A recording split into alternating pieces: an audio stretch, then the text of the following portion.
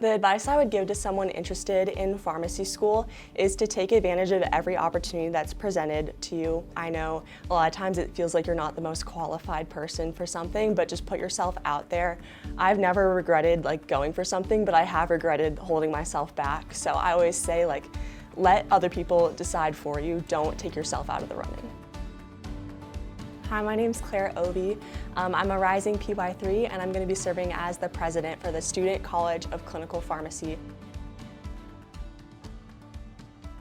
I joined SCCP my first semester, PY1 year. I always knew that I wanted to go into clinical pharmacy and just learn a little bit more about that. So SCCP's mission is to educate all of our members on the different aspects of clinical pharmacy.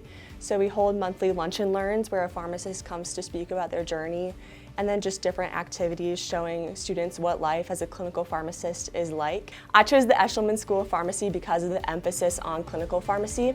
You get double the clinical hours before you even step foot into your fourth year rotations, and I think it just helps you feel a lot more confident and prepared to tackle that. I also like that you get to put what you learn in the classroom into use out in the real world, and I know it's going to help me a lot going forward with the residency applications. I chose pharmacy because of my experience as a primary caregiver for my mother.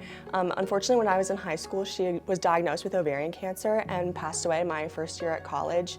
And so I've been that patient in the patient's family in the waiting room. And I've had great experiences with pharmacists, specifically in the oncology space. And that really motivated me to want to give back to future people who are sitting in that waiting room, hoping for a good outcome, hoping for a compassionate healthcare provider. That's what I want to be and give back the support that I received in that way. One thing I'm really excited about for the future is just meeting all the incoming first years next year.